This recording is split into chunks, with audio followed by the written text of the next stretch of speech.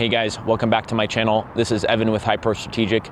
Today we're going to talk about pistols and flashlights, and we're going to talk about all the different types of holds for pistols and flashlights.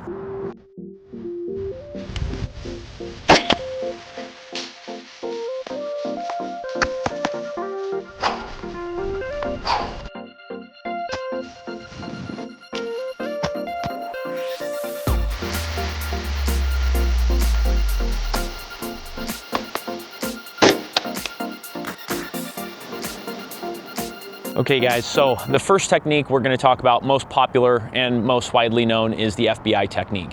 So the FBI technique, you have two different types of holds. You have out arm's length with your weak hand out and then your pistols out. So you only have one hand on your pistol, okay? But you have your light out here, so if the bad guy's shooting at you, he's going to hit your light, hopefully not you. Hopefully he's not that bad of a shot.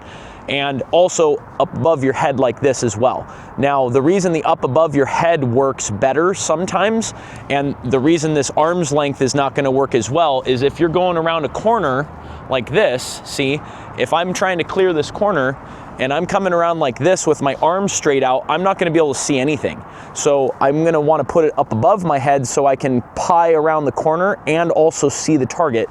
But the problem with the light above your head is the fact that they're going to be able to shoot still center mass, and especially if they're yanking on the trigger, even the light up here, they're going to pull their shots down and it might still hit you. So that's problematic. And then the other major problem with the FBI technique is the fact that you only have one hand on the gun, so you're not going to have any grip to be able to hold onto your gun with your second hand. And so that's a disadvantage with that. And then, you know, obviously trying to go around a corner like this isn't gonna work. And going around a corner with it straight up like this is kind of awkward. I don't know if you've ever tried this, but it feels awkward. So it'd take a lot of training to be able to get to the point where you use that technique well, especially if you're pieing around corners or anything. Now, the next technique is the neck index technique. Now, that's kind of like the FBI technique, except it's going to be next to your neck here. Now, this feels more natural. You can put your elbow down. You don't have to keep your elbow out like this. The advantage to this, same thing as the FBI technique. You can see your sights on your pistol.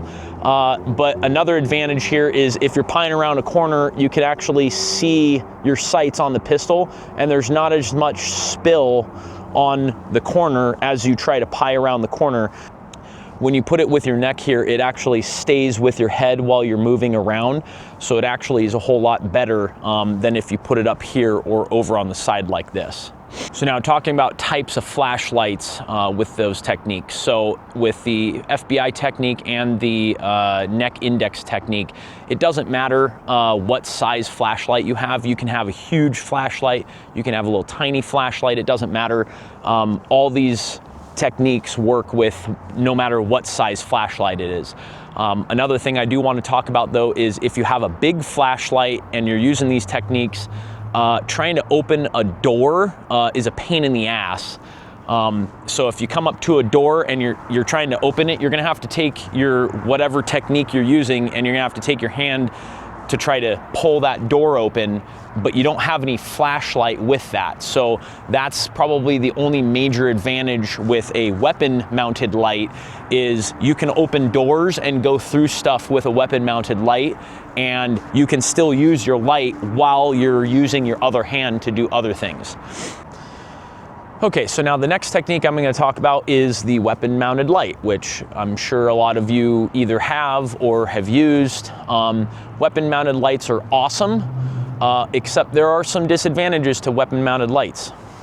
Weapon mounted lights are great because it's on the gun and you can use the light with your finger here, so you don't need this hand. So you can use this hand to push somebody away, you can grab somebody, you can open a door. You can use both hands on the gun when you're using that weapon mounted light.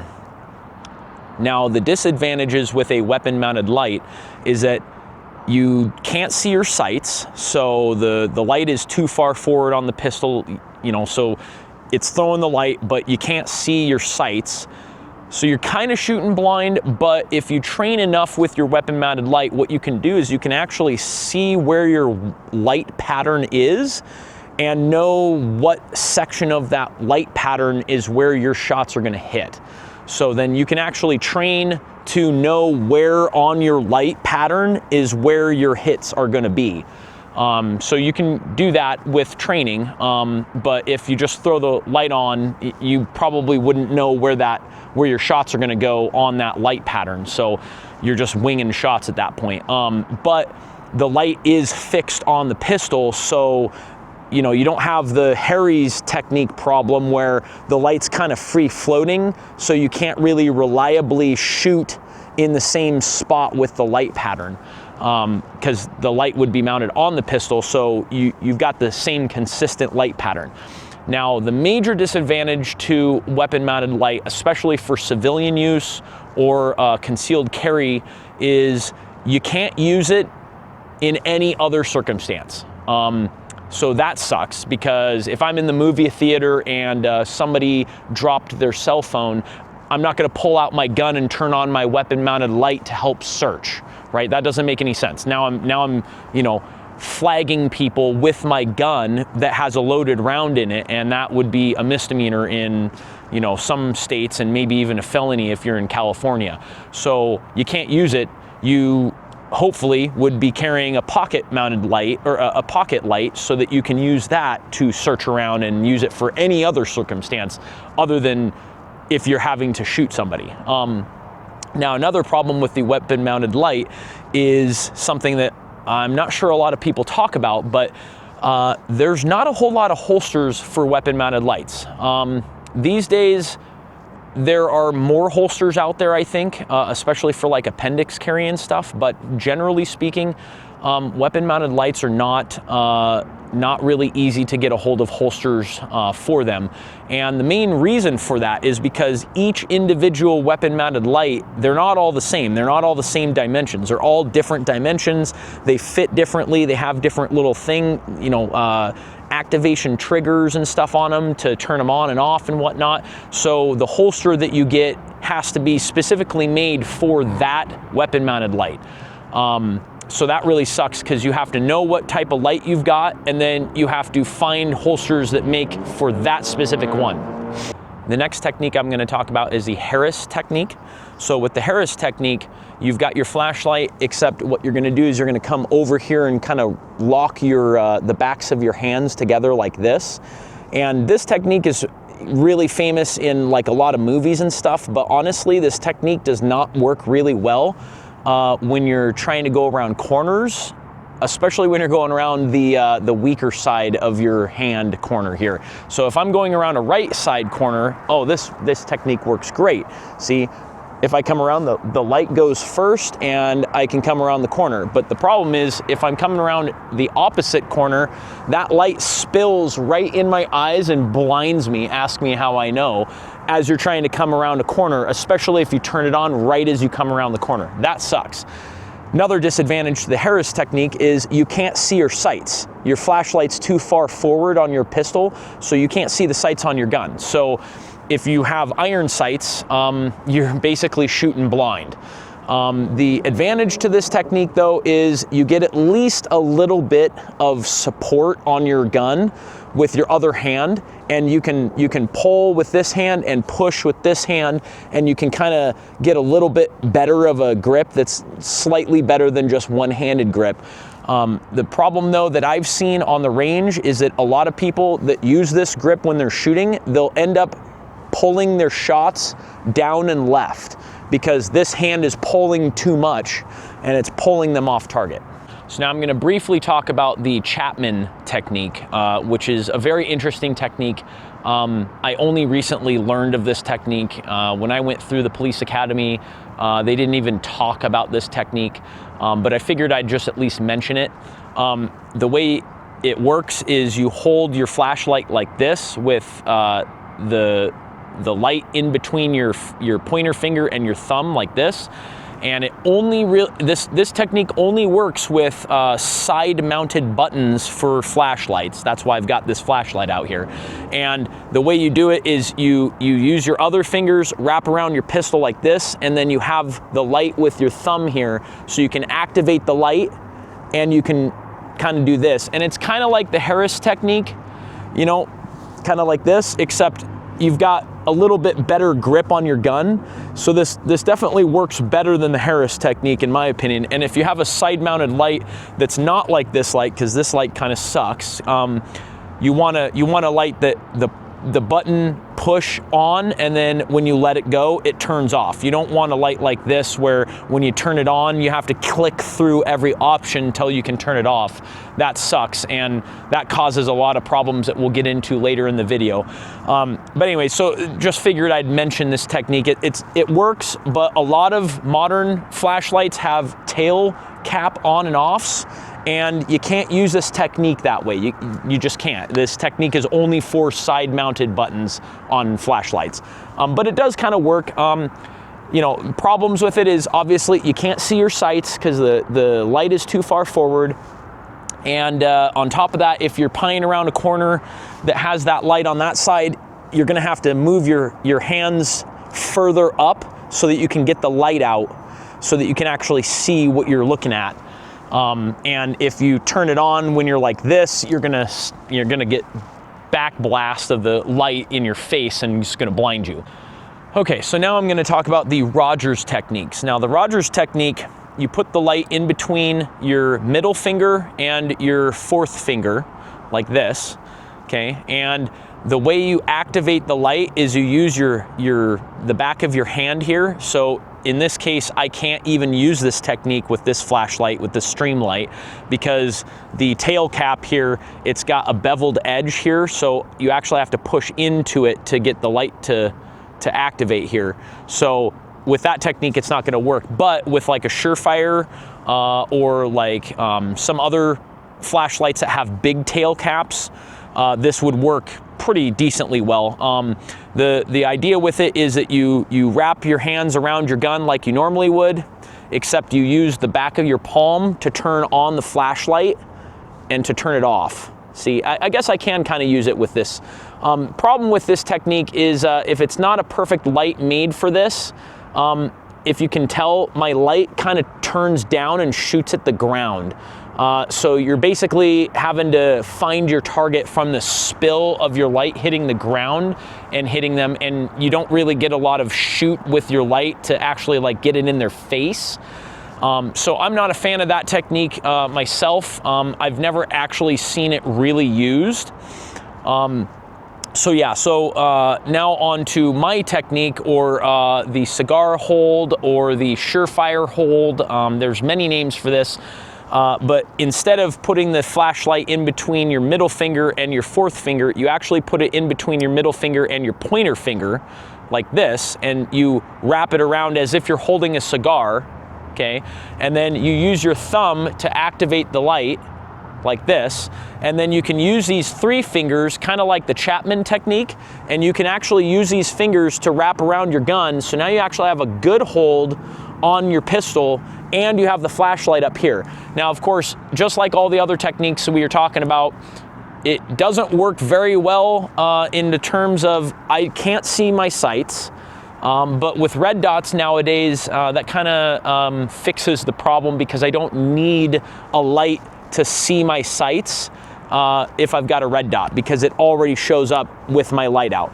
And then of course, you know, obviously going around a corner like this, you know, if I'm shooting it, it's gonna spill and it's gonna hit the backstop, or the corner here, and it's gonna shoot into my face. So obviously, you know, this technique isn't super great with you know, clearing corners or anything. And then of course, you know, trying to open a door, you know, that kind of sucks. I have to take my hand off my gun and I have to use my light, you know, to shoot it somewhere else or turn it off so that I can open the door. But with this technique, I think it's better than the Harris technique, because instead of having my hand gripped around my flashlight like this, it's gripped around like this, so I'm holding it, but so I can open the door like this and then use the flashlight if I need to. And then I can also put my hands together pretty quickly and use the flashlight effectively with that same grip. Now, going into flashlight types, generally there are, you know, I mean, thousands of flashlights. My personal opinion is if you're gonna have a weapon mounted light, you absolutely need a pocket light for all the other reasons you might need a flashlight other than having to shoot somebody. And if you don't have a weapon mounted light, again, you should still have a flashlight. And if you don't have a weapon mounted light, you should practice with your flashlight in the darkness on targets or in low light situations. One of the main things here to note is 70% of shootings happen in low light or dark situations. So not having a light already puts you at a massive disadvantage. And then on top of that, not practicing with your light and your shooting techniques with a light, that puts you at such a massive disadvantage. And, you know, like the FBI technique, right? Having the hand out like this, if you're not practicing shooting with one hand, this technique is going to be foreign to you. And when you actually need to do it and you think, oh yeah, I've got my flashlight, I'll do this and I'll aim out, you're going to wing shots all over the place, probably miss the bad guy at 7 yards. You know, unless you've practiced this technique. So, you know, for me, I've practiced all these techniques and I naturally want to go to this technique because it's so much easier, and all the applications I've ever been in, this has worked just fine. And I've never really needed to do this. And, you know, like I said earlier, having your hand all the way out here, arm's length, that doesn't guarantee that the bad guy's not gonna hit you if he's winging shots downrange, right? An arm's length, he could still miss and punch a hole right in me, right? Even if, you know, I'm using the neck index technique, you know, and he misses, that miss went over here now instead of into me, right? So just, you don't want to be downrange generally, and you want to put rounds effectively downrange. And of course, the person who wins a gunfight is the one who gets an anatomically correct or significant hit on the other person first. So it's not who starts shooting first, it's who gets a hit first, right? That's who ends the gunfight. So, you know, with flashlights, you definitely want to practice with them. And then talking about the types of flashlights, go back to that. So, you know, there's all kinds of different flashlights, but generally there's either tail cap on and off, right? And then there's the side button on and off.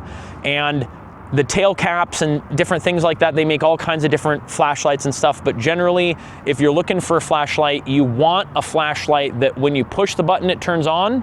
And when you let go of the button, it turns off. That's what you want.